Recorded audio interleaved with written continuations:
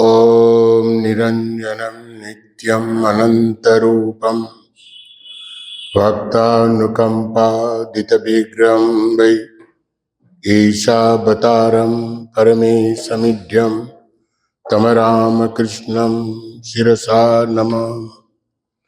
जननीं शारदां देवीं रामकृष्णं जगद्गुरुं पादपद्मे तयो श्रित्वा प्रणमामि मुहुर्मुहुः।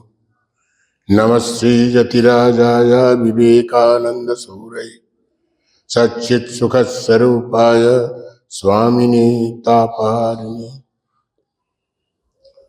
दिव्यत्रयी ঠাকুরমা স্বামীজি এবং শ্রীরামকৃষ্ণের মানসপুত্র স্বামী ব্রহ্মানন্দজি তাঁদের শ্রীচরণে বারবার প্রণাম নিবেদন করি। অনেকের হয়তো জানা, প্রায় 7 বছরের মতন রামকৃষ্ণ মিশন আশ্রম নরেন্দ্রপুরের সম্পাদক হিসাবে সেবা করার সৌভাগ্য হয়েছিল। আমি এখন দিল্লিতে থাকি, রামকৃষ্ণ মিশন নিউ দিল্লির সম্পাদক। কলকাতা মধ্যে মধ্যে আসি সৎসঙ্গ করার জন্য, অর্থাৎ ধর্ম প্রসঙ্গ করার জন্য বিভিন্ন আশ্রমে।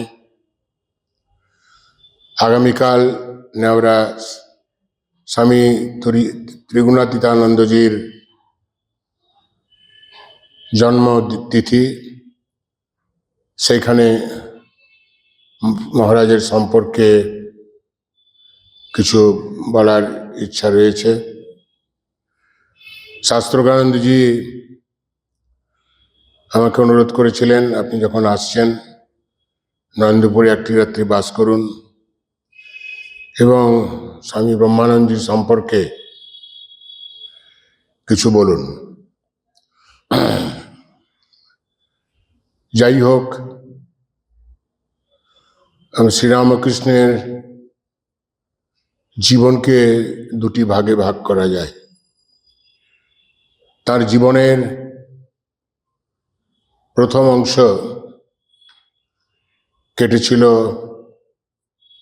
সংগ্রহে, আর দ্বিতীয় অংশ তার জীবনের অতিবাহিত হয়েছিল বিতরণে।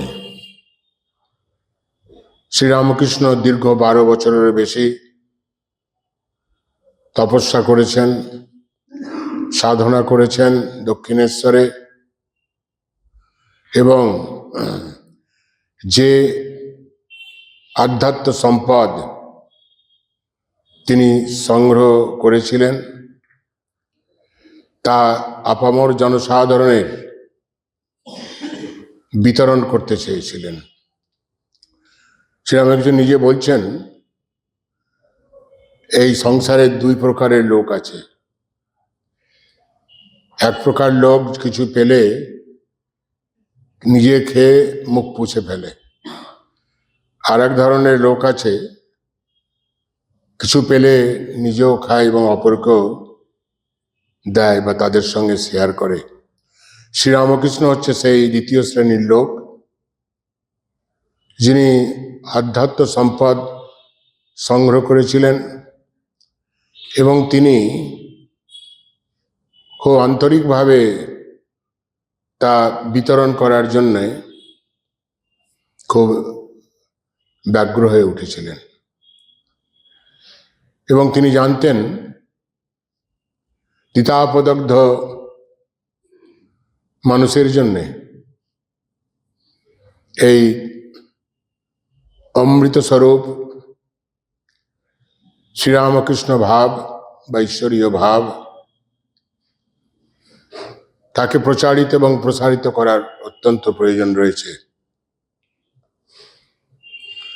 আমরা বলি শ্রীরামকৃষ্ণের ভাব কি? সেই শ্রীরামকৃষ্ণের ভাব স্বামীজি বলছেন যে কেবল ভাব নয়, শ্রীরামকৃষ্ণের অনন্ত ভাব। সেই অনন্ত ভাবটি মূলত আধ্যাত্মিক ভাব। আমরা যে রামকৃষ্ণ আন্দোলনের কথা বলি, রামকৃষ্ণ মুভমেন্ট যিনি শুরু করে দিয়ে গেছিলেন শ্রীরামকৃষ্ণ দক্ষিণেশ্বরে, এবং সেটি আজও অব্যাহত, এবং সেই ভাব প্রচার এবং প্রসারে শ্রীরামকৃষ্ণের বর্তমানে যাতে চলতে থাকে, রুদ্ধ না হয়ে যায়, থেমে না যায়, সেই জন্যে কেবল শ্রীরামকৃষ্ণ অবতারত্বে নয়, যে কোনো অবতারের ক্ষেত্রে তারা খুবই আন্তরিকভাবে খোঁজখবর করেন বা তাদের বার্তাবাহক ধারক হিসাবে কতজনকে কিছু কিছু জনকে তারা বেছে নেন। শ্রীরামকৃষ্ণের ক্ষেত্রে একই ব্যাপার। তার যে বার্তা সারা বিশ্বের জন্য, সেই বার্তাকে বাড়ি ঘরে ঘরে মানে প্রত্যেক মানুষের কাছে পৌঁছে দেবার জন্যে দরকার সংগঠনের, অর্থাৎ অর্গানাইজেশন। স্বামীজিও সেটা উপলব্ধি করেছিলেন যে সংগঠন ব্যতীত কোনো বড় কাজ করা খুবই কঠিন। তাই শ্রীরামকৃষ্ণ সংগঠনের পরিকল্পনা নিয়েছিলেন এবং তাতে যোগ্য বার্তাবাহক বা ধারক হিসাবে তিনি কিছুজনকে চয়ন করেছিলেন বা বেছে নিয়েছিলেন। শ্রীরামকৃষ্ণ কিন্তু আপাতদৃষ্টিতে মনে হয় যে তিনি লেখাপড়া বিশেষ জানতেন না, পাড়া গিয়ে সেরম জামা কাপড় পরে সভ্যভাবেও থাকতেন না, জাগতিক দৃষ্টিতে বলছি। তা তিনি একটা বিরাট সংঘের সূত্রপাত কিভাবে করবেন? আমরা দেখেছি যে শ্রীরামকৃষ্ণ হচ্ছেন একজন বিখ্যাত সংগঠক, অর্গানাইজার। তার যে 16 জনকে তিনি বেছে নিয়েছিলেন, যার ফটো আপনারা পেছন দিকে দেখছেন, 16 জনকে তিনি বেছে নিয়েছিলেন। এবং শ্রীরামকৃষ্ণ বলতেন এরা হচ্ছে 5 ফুলের সাজি। এই 16 জনের স্বভাব, তাদের ক্ষমতা, তাদের অনুভূতি মধ্যে তারতম্য থাকতে পারে, কিন্তু শ্রীরামকৃষ্ণ হচ্ছিলেন দক্ষ মালী। যেমন মালী বিভিন্ন আকারের, বিভিন্ন ধরনের, বিভিন্ন রঙের ফুলকে এক জায়গায় সংগ্রহ করে যেমন একটি খুবই আকর্ষণীয় এবং সুন্দর পুষ্পস্তবক তৈরি করে, সেই রকম শ্রীরামকৃষ্ণ ছিলেন একজন দক্ষ মালী, যিনি খুব সুন্দরভাবে এই 16 জনকে তিনি বেছে নিয়েছিলেন, চয়ন করেছিলেন। এবং 16 জনের মধ্যে ছিলেন স্বামী ব্রহ্মানন্দ। এবং স্বামী ব্রহ্মানন্দের স্থান অতি উচ্চে। তার স্থান যদি বলা যায়, এই স্বামী বিবেকানন্দের পরই তারই কিন্তু স্থান আমাদের রামকৃষ্ণ সংঘে তখনকার দিনে, এখনো। কারণ স্বামী ব্রহ্মানন্দ কেবল একজন সাধারণ ধারক বাহক বার্তা, শ্রীরামকৃষ্ণ বার্তার ছিলেন না। তিনি অনেক গুণে গুণান্বিত এবং মহিমান্বিত। শ্রীরামকৃষ্ণ বলছেন একদিন যে এই রাজা অর্থাৎ রাখালের তীক্ষ্ণ সাংসারিক বুদ্ধি, রাজবুদ্ধি আছে, ও রাজ্য চালাতে পারে। পরবর্তীকালে তা বর্ণে বর্ণে সত্য হয়েছিল। শুধু তাই নয়, তিনি হচ্ছেন মানস পুত্র শ্রীরামকৃষ্ণের। তারপরে 6 জন ঈশ্বর কোটির মধ্যে তিনি একজন। কৃষ্ণ সখা, তার শ্রীরামকৃষ্ণ তার ভাবদ দৃষ্টিতে দেখছেন। তাই স্বামী ব্রহ্মানন্দ ওপর বিরাট দায়িত্ব স্বামী বিবেকানন্দ দিয়ে গেছিলেন। শ্রীরামকৃষ্ণ স্বামী বিবেকানন্দ দেখেছিলেন, বুঝেছিলেন, অনুভব করেছিলেন যে এই 16 জন যে পার্ষদ, কাকে দিয়ে কি কাজ করানো যেতে পারে, সেবা করানো যেতে পারে, এবং শ্রীরামকৃষ্ণের অনন্ত ভাবের প্রচারে এবং প্রসারে কিভাবে সাহায্য করতে পারে। স্বামী ব্রহ্মানন্দ রাখাল মহারাজ, বা অনেকে বলে থাকেন রাজা মহারাজ বা মহারাজ, রাজা মহারাজ এই যে বলার প্রচলন, সেটা করেছিলেন স্বামীজি। কারণ শ্রীরামকৃষ্ণ বলেছিলেন যে রাখাল রাজ্য চালাতে পারে, সেই জন্য রাজা মহারাজ নামেও তিনি আমাদের কাছে পরিচিত। তো যাই হোক, এবং তিনি হচ্ছেন রামকৃষ্ণ সংঘের প্রথম অধ্যক্ষ, দ্য প্রেসিডেন্ট। এবং স্বামীজি বুঝেছিলেন যে তাঁর দিন তো ঘনিয়ে আসছে, এই বিরাট সংঘকে এগিয়ে নিয়ে যেতে হবে, এবং এই সংঘের দায় দায়িত্ব বুঝে নেবার মতন, এবং এই অঙ্কুরিত, সদ্যমাত্র অঙ্কুরিত রামকৃষ্ণ সংঘ, তখনকার কথা বলছি,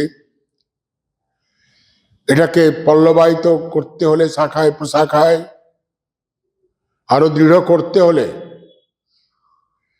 এমন একজন গুরু ভ্রাতা বা পার্শ্বদের প্রয়োজন, যা কিনা এই রামকৃষ্ণ সংঘকে এগিয়ে নিয়ে যেতে পারে। এবং স্বামীজির যে চয়ন, যে বেছে নেওয়া, কিন্তু অদ্ভুত। এবং রাজা মহারাজকেই তিনি সেই দায়িত্ব দিয়ে গেলেন এবং মনোনীত করলেন রামকৃষ্ণ সংঘের প্রথম অধ্যক্ষ, the president, first president of Ramakrishna order. যে সময় রাজা মহারাজ ভার নিয়েছিলেন, সে সময় রামকৃষ্ণ মিশন সবেমাত্র অঙ্কুরিত হতে শুরু করেছে। তারপরে যারা ইতিহাস যদি পড়েন, history of Ramakrishna Math and mission, দেখতে পাবেন অনেক বাধা বিপত্তি। অনেকেরই মনে হয়েছিল বিশাল ব্যক্তিত্ব, বিশাল পণ্ডিত, বাগ্মী, আধ্যাত্মিক পুরুষ স্বামী বিবেকানন্দের অবর্তমানে তার মতন একজন রামকৃষ্ণ সংঘের দায়িত্ব নেবে, প্রেসিডেন্ট হবে, এটা কিন্তু তখনকার দিনে অনেকেই তা ভাবতে পারেনি বা কল্পনা করতে পারেনি। স্বামীজি নিজে বলেছেন যে রাজা মহারাজ রাখাল আমাদের চেয়ে আধ্যাত্মিক দিক দিয়ে অনেক বড়। স্বামীজি বলছেন রাখাল আমাদের অনেক সকলের, এমনকি স্বামী বিবেকানন্দেরও এই আধ্যাত্মিক জ্ঞান রাজা মহারাজের অনেক বেশি ছিল। তিনি বলছেন আমাদেরকেও ছাড়িয়ে গেছে রাজা মহারাজ। তিনি রাজা মহারাজকে বলতেন যে স্পিরিচুয়াল ডাইনামো, এবং তার উপরে ছিল অগাধ বিশ্বাস। এই একদিন নিবেদিতাকে বলছেন ইংরেজিতে, সেটা আমি বাংলায় বলছি সংক্ষিপ্তভাবে, যে আমি এমন একজনকে মনোনীত করছি, রেকমেন্ড করছি, সে একজন আর কেউ নয়, সে হচ্ছে স্বামী ব্রহ্মানন্দ। আপদে বিপদে যে কোনো সময় তিনি যেভাবে সাহায্য করতে পারবেন, আর তার মতন একজনকেও আমি দেখি না। স্বামীজি বলছেন যে রাজা মহারাজের উপরে সম্পূর্ণ নির্ভর এবং বিশ্বাস করা যেতে পারে। তিনি একটা নির্ভরযোগ্য ব্যক্তিত্ব বলছেন নিবেদিতাকে, এবং এই ব্যক্তিত্ব ব্যাপারে রাজা মহারাজের স্বামী বিবেকানন্দ অবহিত ছিলেন। সেই জন্যে রামকৃষ্ণ মঠ ও মিশনের তিনি প্রথম অধ্যক্ষ তাঁকে করেছিলেন। এই স্বামী বিবেকানন্দ এবং স্বামী ব্রহ্মানন্দের মধ্যে এক পারস্পরিক, দ্য মিউচুয়াল, যাকে ইংরেজিতে বলা হয়, যে ভালোবাসা, তা কিন্তু দেখার মতন। স্বামীজি বলছেন রাজা মহারাজকে কি গুরুবাদ গুরুপুত্রেষু, প্রণাম করে বলছেন গুরুবাদ গুরুপুত্রেষু, অর্থাৎ গুরুপুত্র অর্থাৎ শ্রীরামকৃষ্ণের মানসপুত্র ব্রহ্মানন্দ, গুরুপুত্র গুরুপুত্রেষু, গুরুবাদ গুরুপুত্রেষু, অর্থাৎ গুরুপুত্র গুরুর সমান। তার উত্তরে কি বলছেন? সঙ্গে সঙ্গে উত্তর দিচ্ছেন রাজা মহারাজ। কে বলতে পারেন? উত্তর দিচ্ছেন, দেখুন আমি যত লেকচার করি দেশে বিদেশে, এর মধ্যে মধ্যে জিজ্ঞেস করি, মানে পড়া ধরার জন্য নয়, এই ঝিমুনিটা ভাঙিয়ে দেবার জন্যে, ঘুমটুম চলে আসে তো সেটা ভাঙিয়ে দেবার জন্য আর কি। তো যাই হোক, যেটি হচ্ছে যে রাজা মহারাজের উত্তর দিচ্ছেন, জ্যেষ্ঠ ভ্রাতা সম ভ্রাতা, জ্যেষ্ঠ ভ্রাতা কি ইয়ে, হ্যাঁ, জ্যেষ্ঠ ভ্রাতা ভাতৃ সন্নানা পিতৃ সম। এই দেখুন আপনারা সব জানেন, আমাকে দিয়ে করেছেন খালি। জ্যেষ্ঠ ভ্রাতা পিতৃ সম, কি সুন্দর কথা। জ্যেষ্ঠ ভ্রাতা অর্থাৎ রাজা মহারাজ বা স্বামীজি রাজা মহারাজের চেয়ে কতদিনের বড় ছিলেন? 2 বছর। দেখ, স্বামীজির জন্ম করেছেন বোধহয় স্বামীজির 12 জানুয়ারি, আর রাজা মহারাজের হচ্ছে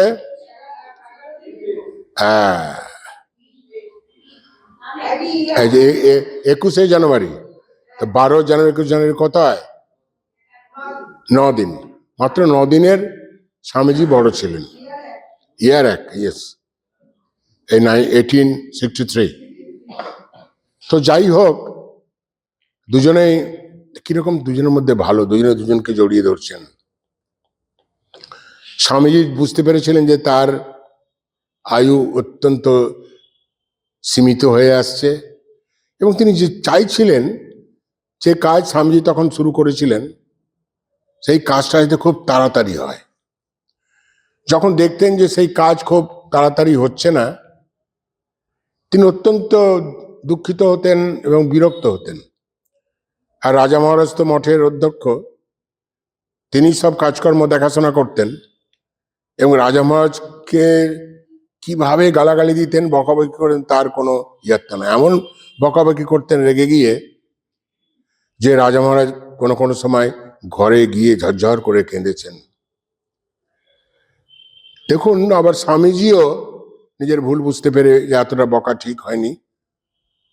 স্বামীজি যদিও সব দিক দিয়ে বড়, বয়স এবং অন্য দিক দিয়েও, স্বামীজি কিন্তু রাজা মহারাজকে জড়িয়ে ধরে বলছে, আমি ভুল করেছি, আমাকে ক্ষমা করে দিও, তোমাকে ওইরকম ভাবে বকাবকি করা ঠিক হয়নি। স্বামীজিও জড়িয়ে ধরে তার কাছে ক্ষমা চাইছেন, আর বলছেন। তবে আবার দেখুন, আবার রাজা মহারাজ কিছু মনে করেননি। রাজা মহারাজ বলছেন, তাতে কি হয়েছে, তুমি আমাকে অত্যধিক ভালোবাসো বলেই তো বকাবকি করো। একটা কথা আছে না, সোহাগ করা তারি সাজে শাসন, হ্যাঁ, সোহাগ করে যে, হ্যাঁ, সব জানে, দেখছে। হ্যাঁ, তো দেখুন, এই যে দুজনের মধ্যে যে পারস্পরিক ভালোবাসা, কেন বলছি এই ভালোবাসার কথাটা? এই জন্যই বলছি যে এই পারস্পরিক ভালোবাসা, এই রামকৃষ্ণ সংঘের সন্ন্যাসীদের মধ্যে, ব্রহ্মচারীদের মধ্যে থাকার ফলে আজও 125 বছর পরেও রামকৃষ্ণ সংঘ অটুট রয়েছে। কেবল অটুট নয়, এবং উত্তরোত্তর বৃদ্ধি পাচ্ছে, এবং ভারতবর্ষে নয়, সারা বিশ্বে ছড়িয়ে যাচ্ছে। এই ভালোবাসাটা, পারস্পরিক ভালোবাসাটা হচ্ছে যাকে ইংরেজি বলে দ্য সিমেন্টিং ফ্যাক্টর। এই ভালোবাসাই কিন্তু সবাইকে বেঁধে রেখেছে, রামকৃষ্ণের সন্ন্যাসী, এমনকি গৃহী, ব্রহ্মচারী, সকলকে। সব সূত্রে মণিগানাই বা গীতায় আছে, এক ভালোবাসার সূত্রে আমাদের সকলকে বেঁধে রেখেছে। তাই গুরু ভাইদের মধ্যেও দেখা যায় যে কি সুন্দর পারস্পরিক ভালোবাসা, এবং অপর ভাষায় বলতে পারি, পড়া যায় অন্যভাবেও, যে অপরের প্রতি শ্রদ্ধা। শ্রদ্ধা না থাকলে ভালোবাসা যায় না, আবার ভালোবাসা না থাকলে শ্রদ্ধা করাও যায় না, ভাইসে ভার্সা। তো যাই হোক, এটা আমরা দুজনের মধ্যেই দেখেছি। এবং এই রাজা মহারাজের জীবনটা ছিল কিন্তু আধ্যাত্মিক কেন্দ্রিক। সব গুরু ভাইদের আধ্যাত্মিক কেন্দ্রিক। অর্থাৎ রাজা মহারাজের ছবি দেখে থাকবেন, জীবনী পড়ে থাকবেন, দেখবেন রাজা মহারাজ সবসময় অন্তর্মুখী হয়ে ভাবস্থ হয়ে বসে থাকতেন, অন্তর্মুখী ভাবস্থ হয়ে বসে থাকতেন। তার জীবনে অনেকে মনে করে, আচ্ছা, তিনি সবসময় অন্তর্মুখী হয়ে ভাবস্থ হয়ে বসে থাকতেন, তাহলে পরে তিনি সংঘাধ্যক্ষ হয়েছিলেন। তারই নেতৃত্বে, তারই পরামর্শে রামকৃষ্ণ মিশনের বহু শাখা হয়েছিল, এবং যেসব কেন্দ্র খুব দুর্বল ছিল সেগুলো কিন্তু খুব সুন্দরভাবে গড়ে উঠছিল। শুধু তাই নয়, তার নেতৃত্বে, তার সময় বহু মানুষ সন্ন্যাস গ্রহণ করেছিল, জয়েন করেছিল, এবং রামকৃষ্ণ মিশনের বা মঠ মিশন একটা গতিপ্রাপ্ত হয়েছিল। তাই যদি হয়, তাহলে তিনি সবসময় বুঁদ হয়ে থাকতেন, তাহলে সব কাজকর্ম কিভাবে দেখতেন? দেখুন, তার জীবনে একটা অপূর্ব সমন্বয়, বোঝার চেষ্টা করুন। তার জীবনে একটা অপূর্ব সমন্বয়। এই যে কাজকর্ম করা, দেখাশোনা করা, এটা হচ্ছে লৌকিক জগতের ব্যাপার। আর সবসময় ভাবে বিভোর হয়ে থাকা, এটা হচ্ছে পারলৌকিক জগতের ব্যাপার। তার জীবনে খুব কমই হয়, তার জীবনে এই লৌকিক এবং পারলৌকিকের এক অপূর্ব সমন্বয়। একদিকে তিনি রামকৃষ্ণ সংঘের অধ্যক্ষ, এত কাজকর্ম করছেন, দেখাশোনা করছেন, ঘুরে ঘুরে সব সেন্টার পরিদর্শন করেছেন, শাখা কেন্দ্র পরিদর্শন করেছেন, তীর্থক্ষেত্রে যাচ্ছেন।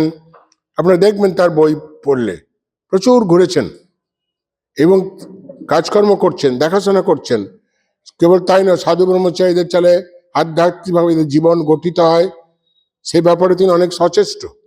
আবার তিনি অন্যদিকে দেখা যাচ্ছে যে তিনি বোধ হয়ে বসে আছেন, একবার অন্তর্মুখী হয়ে বসে আছেন।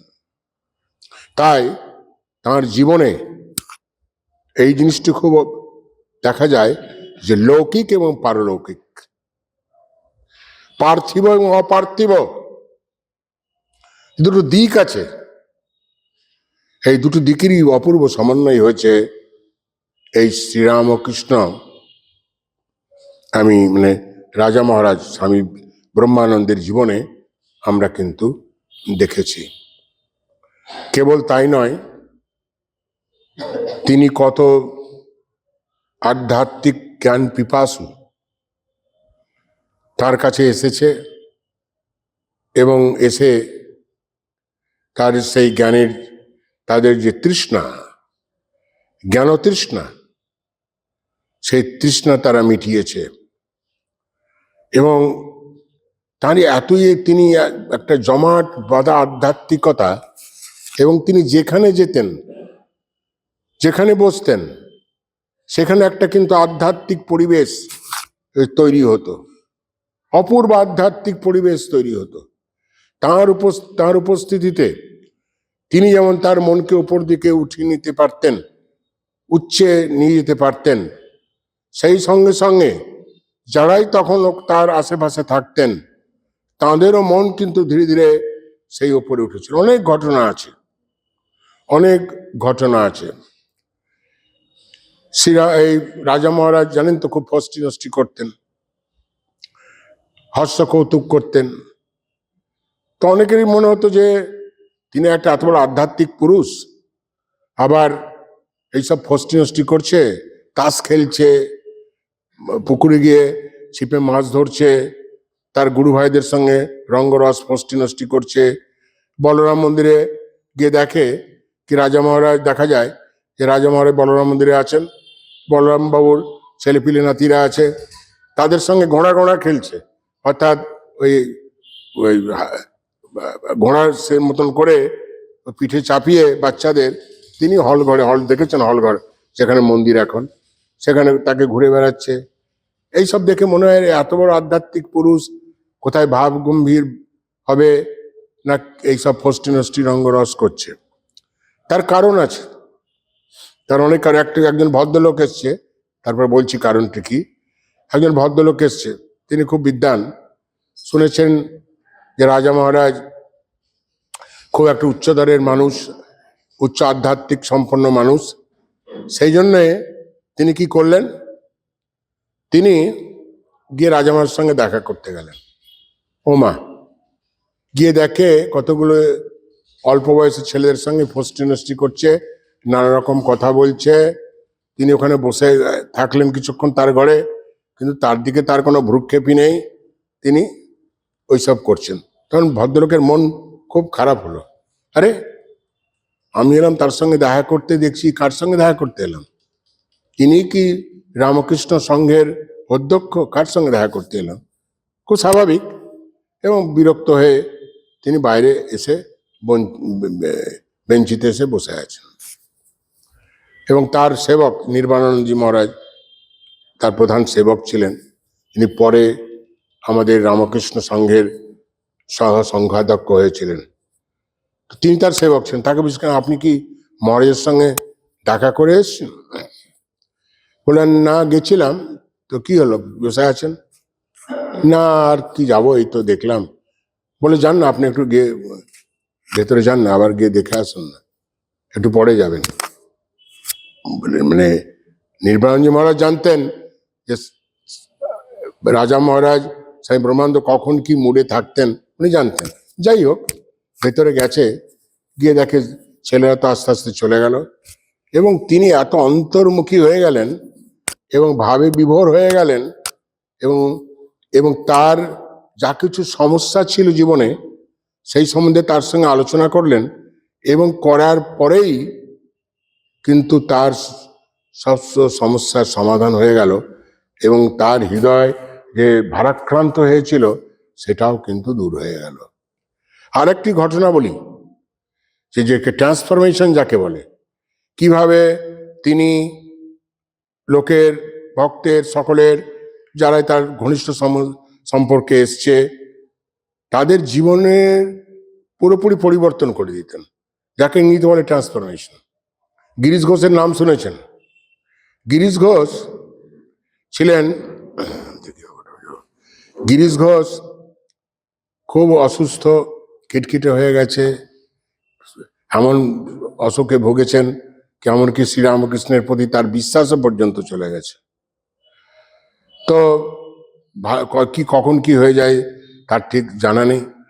যাই হোক, অন্যান্য স্বামীজির গুরু ভাইরা এসছে দেখা করতে, পার্ষদরা, তাকে বলছেন এই তো হলো, সব বিশ্বাস চলে গেল, ঠাকুরের প্রতি বিশ্বাস চলে গেল, আমার শরীরের অবস্থা এরকম, কখন কি হয় জানি না, খুব দুঃখ প্রকাশ করছেন। তারা এসছিলেন যারা পার্ষদরা, গুরু ভাইরা যারা দেখছেন, তারা এসছে, শুনছেন, শুনে চলে যাচ্ছেন। একদিন রাজা মহারাজ তার সঙ্গে দেখা করতে এলেন। তা রাজা মহারাজকে ওই একই কথা বলছেন। রাজা মহারাজ বলছেন, আরে তোমার এরকম অবস্থা তুমি বলছো? খুব হাসতে লাগলেন, বললেন দেখো সমুদ্রের ঢেউ দেখেছ তো? ওনাকে বলছেন রাজা মহারাজ, সমুদ্রের ঢেউ কখনো উঁচু হয়, আবার কখনো নিচু হয়, আবার কখনো উঁচু হয়, আবার কখনো নিচু হয়, আবার কখনো অনেক উঁচু হয়ে যায়। দ্য ওয়েভস, সমুদ্রের ঢেউ।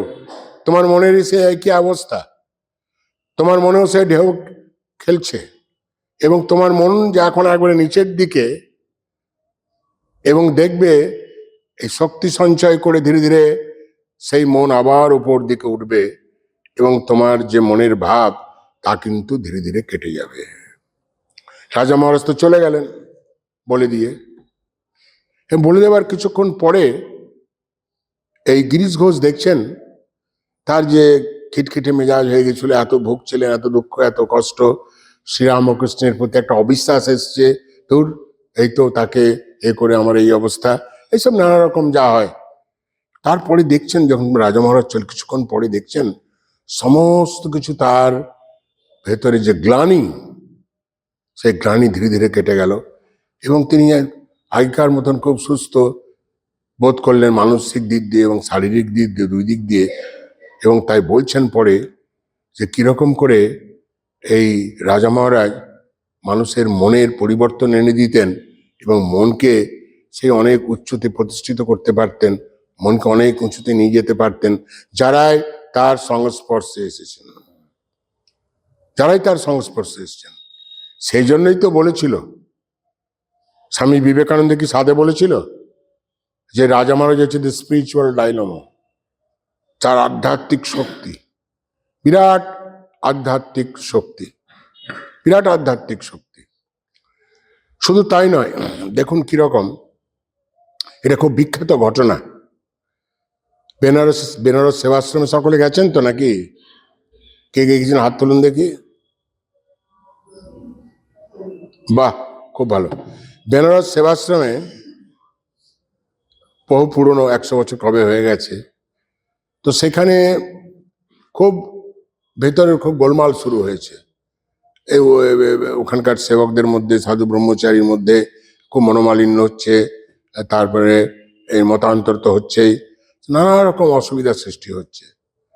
তো যাই হোক, তখন সাধারণ সম্পাদক হচ্ছেন কে, শরৎ মহারাজ, উনি গেলেন, এই মিটিং টিটিং ডাকলেন, যা করি আমরা, এই বোঝানো হচ্ছে, করানো হচ্ছে, কি হচ্ছে, সব নানা রকম হচ্ছে। কিন্তু রাজা এই শরৎ মহারাজ কিছু করতে পারলেন না। সেই যে মনোমালিন্য, সে অশান্তি, ঝগড়াঝাঁটি, এসব তিনিও কিছু করতে পারলেন না। তিনি তখন গেলেন রাজা মহারাজের কাছে, গিয়ে বললেন, আমি তো কিছু করতে পারলাম না, ও আপনার দ্বার ছাড়া এই ঝগড়াঝাঁটি, মনোমালিন্য, এসব যে অশান্তি হচ্ছে তা মিটবে না। রাজা মহারাজ গেলেন, গিয়ে কাউকে ডাকলেন না, কোনো উপদেশও দিলেন না। দেখুন কিরকম আশ্চর্যের ব্যাপার, কোনো কিছু করলেন না। দুটো আশ্রম আছে, অদ্বৈত আশ্রম এবং সেবাশ্রম পাশাপাশি। সকলকে ডেকে বললেন, সকালে উঠবে, আমার সঙ্গে থাকবে, ভজন কীর্তন করবে, এইভাবে জীবন কিছুদিন চালিয়ে যাও, রুটিন ফলো করো। তিনি কিচ্ছু বললেন না, কাউকে বকাবকিও করলেন না, কেন এরকম করছো, কোনো মিটিংও করলেন না, যেটা আমরা বলি সমঝোতা, কম্প্রোমাইজ, অমুক তমুক, সব কিচ্ছু করলেন না। বেশ কয়েকদিন ছিলেন এবং সকাল থেকে সন্ধে অবধি তিনি নিজ ভগবত ভাবে বিভোর হয়ে থাকতেন। তাঁরও মন অনেক উচ্চে থাকত এবং যারা এই সাধু ব্রহ্মচারী ওই রুটিন ফলো করত, তারাও কিন্তু এই মনোমালিন্য, মতান্তর, ঝগড়াঝাঁটি, সংকীর্ণতা সব কিছু কিন্তু ভুলে গেল, সব কিছু কিন্তু ভুলে গেল। আবার তারা আগেকার মতন ভালোভাবে থাকতে আরম্ভ করলো, কোনো অসুবিধা না থাকা। সেটা হচ্ছে, তার মানে কি, কেন এরকম হলো? তিনি যারাই ছিলেন সাধু ব্রহ্মচারী বা অন্যেরা, তার মনকে তিনি এত আধ্যাত্মিক শক্তি ছিল যে তাদের মনকেও সেই উপর দিকে নিয়ে গেছিলেন। এই ছোটখাটো সাংসারিক ঝামেলা, ঝঞ্ঝট, অমুক তমুক থেকে তাদের মনকেও কিন্তু সেই স্তরে নিয়ে যেতে পেরেছিলেন, সেই স্তরে নিয়ে যেতে পেরেছিলেন। এটা ছিল রাজা মহারাজের কিন্তু এটি বিরাট শক্তি। এবং শক্তিটা কি? এটা হচ্ছে আধ্যাত্মিক শক্তি। এই মানুষের জীবনে যে রূপান্তরণ, পরিবর্তন আসে, অন্য কোনো শক্তি দিয়ে আসতে পারে না। এবার একমাত্র আসতে পারে রূপান্তরণ, সেটা হচ্ছে মানুষকে বদলে দেওয়া, পাল্টে দেওয়া। একমাত্র সম্ভব হতে পারে, যেটা হচ্ছে স্পিরিচুয়াল পাওয়ার, এই আধ্যাত্মিক শক্তির দ্বারাই কিন্তু সম্ভব, যেটা করে গেছেন শ্রীরামকৃষ্ণ। গিরিশ ঘোষের জীবনকে তিনি পুরো পাল্টে দিলেন। যে মদ্যপ গিরিশ ঘোষ, যে চরিত্রহীন গিরিশ ঘোষ নিজে বলছেন, এমন কোনো অশুভ কুকাজ নেই যে আমি জীবনে করিনি। আমি এত অপবিত্র, যেখানে বসি, নিজে বলছেন, সেখানকার মাটির 7 হাত পর্যন্ত অপবিত্র হয়ে যায়। সেই গিরিশ ঘোষের জীবনের কিরম পরিবর্তন এনে দিলেন। গিরিশ ঘোষ একজন এরকম মদ্যপ, তিনি ঠাট্টা করে বলতেন, এত মদ্যপান করেছি, এই সব বোতলগুলোকে এক জায়গায় জমা করা যেত, তাহলে কিন্তু হিমালয় পাহাড়ের চেয়ে বড় হয়ে যেত, বলছেন গিরিশ ঘোষ। তো বলছেন, সেই গিরিশ ঘোষকে কি জীবনে কি করে রূপান্তরণ এনে দিতে পারলেন। নটি বিনোদিন, রসিক ম্যাথর, অনেক ঘটনা আছে যে শ্রীরামকৃষ্ণ তার স্পর্শে ভিক্ষণে মোহ যায়। এটা এখনই এ করছিলেন, কি নাম, আর আরতি করছিলেন, কি ভিক্ষণে মোহ যায়, অর্থাৎ যার কেবল চাউনিতে, তার চাউনিতে, তার দেখা মাত্রই ভিক্ষণে মোহ যায়, মোহ চলে যায়, সবকিছু চলে যায়, তার জীবনে বিরাট পরিবর্তন আসে। সেই রকম রাজা মহারাজের জীবনে আমরা দেখছি। বলুন তো কি কারণ হতে পারে? আপনারা জানেন, রাজা মহারাজ যখন ভুবনেশ্বরে থাকতে পছন্দ করতেন, অনেক আসতো, কি নাম, জঙ্গল ছিল খুব। তা রাজা মহারাজ ভোরের বেলায়, সন্ধ্যের দিকে হয়তো, যাই হোক, বেরিয়েছেন কোনো মহারাজের সঙ্গে একটু বেড়াতে। তখন তো জঙ্গল চারিদিকে, এখন সেই ভুবনেশ্বর তার নেই, 100 বছরের আরো বেশি। তো দেখছে একজন বাঘ জঙ্গলের ঝুপড়ি থেকে বেরিয়ে আসছে। তার সেবক ছিল, তারা সামনে গিয়ে দাঁড়ালো ওনাকে রক্ষা করার জন্য। উনি সরিয়ে দিলেন এবং সামনে গিয়ে এরকম ভাবে রুখে দাঁড়ালেন। বাঘ ফিরে চলে গেল। একই ঘটনা মাদ্রাসে যখন ছিলেন, আগে মাদ্রাস এখন চেন্নাই, যখন মাদ্রাস মঠে গেছেন চেন্নাই, সেখানেও সকালবেলায় বোধহয় বেড়াতে বেরিয়েছেন। উনি বেড়াতে বেরোতেন, সঙ্গে সেবক মহারাজারা ছিলেন। একজন ষাঁড় এসে একবারে মারে তেড়ে এসছে, রাজা মহারাজ সামনে গিয়ে দাঁড়ালেন, চোখে চোখ রাখলেন ষাঁড়টা এরকম মাথা এড়িয়ে চলে গেল। কারণটা কি?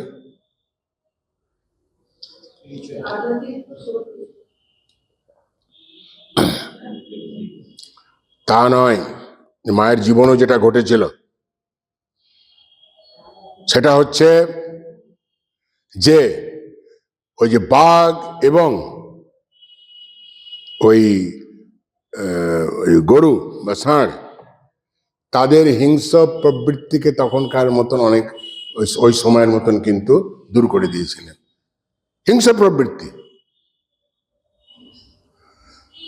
যার ফলে দুজনে বাঘ এবং এই গরু চুপ করে দাঁড়িয়ে গেল।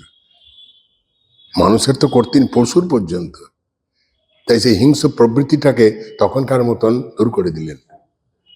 মায়ের জীবনে ঘটনা ঘটেছেন জানেন।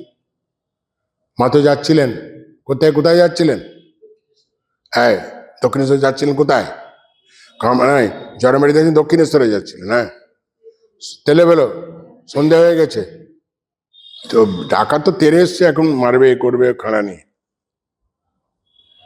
তাকে এমন ভাবে সম্বোধন করলেন, স্নেহ দিয়ে ভালোবাসা দিয়ে, মা আমি তোমার সেই সারদা মা, যাচ্ছি মা কালীর কাছে।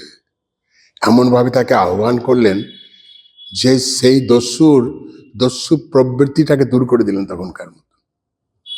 এবং জানেন কিভাবে যে দস্যু তাকে মারার জন্য এসেছিল, সেই দস্যু এবং দস্যু পত্নী দুজনেই তাকে আগলে রাখলো, খাওয়া দাওয়া করার, সকালে আবার এগিয়ে দিল। রাজা মহারাজের একই ব্যাপার।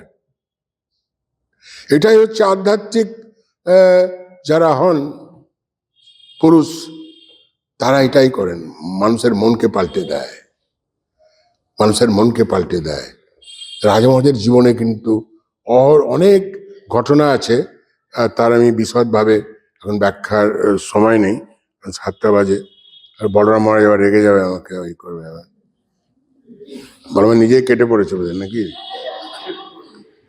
তো যাই হোক, তো যেটা বলছিলাম, রাজা মহারাজের জীবন ব্যাপক বিশাল জীবন, যে জীবনের কোনো তুলনা হয় না।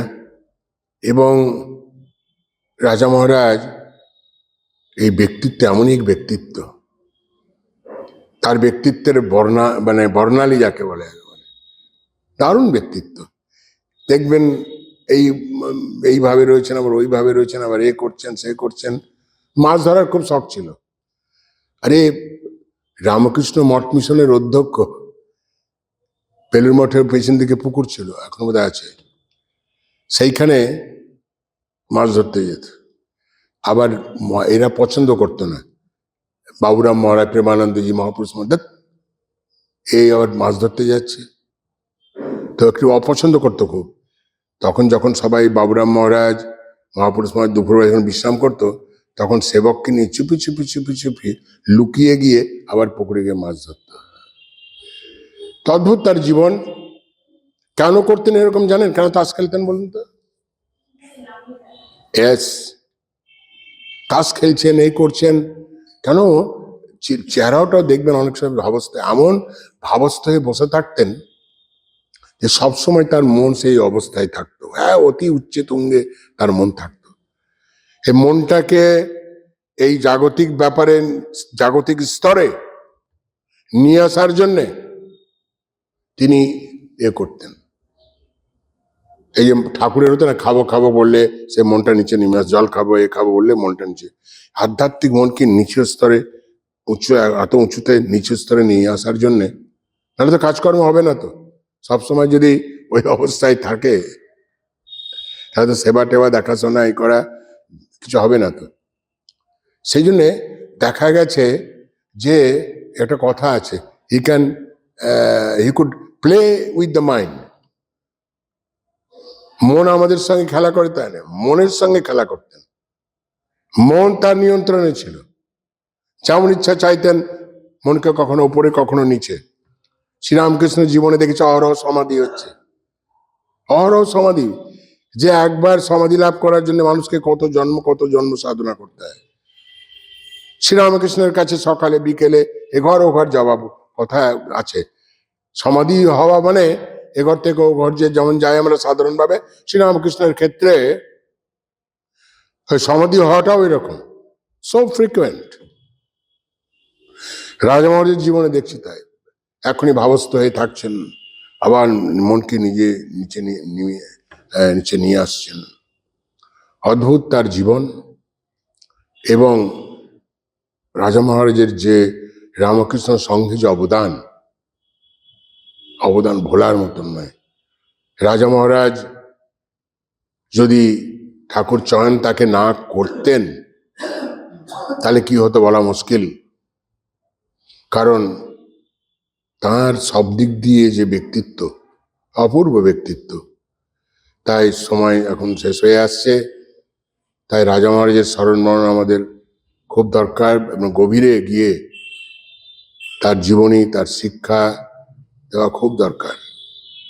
এবং খুব একটা ভালো কথা বলছেন, এটা সবাই অনেকেই বলেন যারা মহাপুরুষ, যে কর্ম যে করা মানে কর্ম অর্থাৎ নিষ্কাম কর্ম যেটা আমি সাধারণত বলে থাকি, সেটা হচ্ছে উপায়, আর উদ্দেশ্যটা কি ঈশ্বর লাভ। উপায় আর উদ্দেশ্যকে এক করলে কিন্তু হবে না। ভাবতে হবে যে উদ্দেশ্য কি, সেটা মনে রাখতে হবে। আর উপায়টা কি করে ঈশ্বর লাভ হতে পারে, দর্শন হতে পারে, যাই হোক রিয়েলাইজেশন, সেটা এই নিষ্কাম কর্ম করে, সেটা হচ্ছে উপায়, সেটা হচ্ছে উপায়, ওয়েজ অ্যান্ড মিনস। তো যাই হোক, আমার খুব ভালো লাগলো। এনাকে চিনি, কিছু কিছু যারা পুরনো আছে, আসা যাওয়া করতেন তখন, তাদের চিনি, খুব ভালো লাগছে আপনাদের সঙ্গে দেখা করে। ঠিক আছে, ভালো থাকবেন, আনন্দে থাকবেন। এবং আমি শুনেছি, দেখছি, বিশেষ করে শুনেছি যে শনিবার এবং রবিবার, তখনও দেখেছি যখন আমি এখানে সম্পাদক ছিলাম, তখনও দেখেছি যে মন্দিরে রবিবার দিন শনিবার দিন এই স্কুল হতো না, তা অর্ধেক মন্দির ছিল এই নাট মন্দির। তখন আমরা ভাবতাম এটাকে বড় করা উচিত। সেটা ঠাকুরের কৃপায় এটা বড় করা হয়েছে, তার সম্প্রসারণ করা হয়েছে এই নাট মন্দিরের। আমরা শুরু করে গেছিলাম, তারপরে সেটাকে আবার পরে সব ঠিক করা হলো। দেখে সেদিন খুব আনন্দ হয়েছিল। আর আমি শুনলাম, যে শুনে আরো ভালো লাগলো, যে এরকম উৎসবে তো জায়গা এত বড় হলেও জায়গা ধরে না, রবিবারে প্রায় হলটা প্রায় মোটামুটি ভরে যায়। নমস্কার, ধন্যবাদ।